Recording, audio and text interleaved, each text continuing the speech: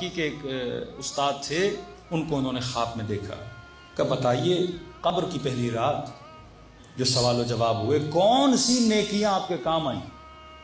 کون سی نیکیاں آپ کے کام آئیں؟ انہوں نے کہا، ملائکوں نے پوچھا کہ کیا لے کر آئے ہو؟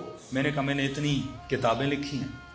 کہ اس کا اجر تو اللہ نے آپ کو دنیا میں دیا، آپ نے کتاب لکھی، اس سے آپ کو کیا ملی؟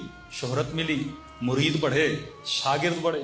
کہ میں نے فلاں فلاں جگہ پہ یہ کیا، کہ اس کا اجر بھی خدا نے آپ کو دنیا میں دے دیا۔ کوئی ایسی نیکی بتاؤ جو تم نے صرف پروردگار عالم کے لیے کی ہے۔ کہتے ہیں میری ایک ایسی نیکی تھی جس کا میں نے زندگی میں کبھی سوچا بھی نہیں تھا۔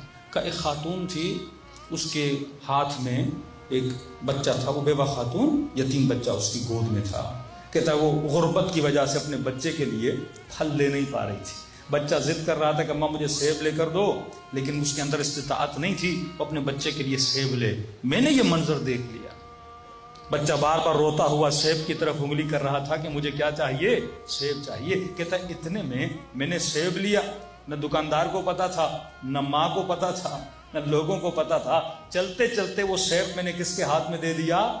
بچے کے ہاتھ میں دے دیا۔ ملائکوں نے کہا یہی ایک سیب ہے جس نے تجھے قبر کی پہلی رات بچایا ہے۔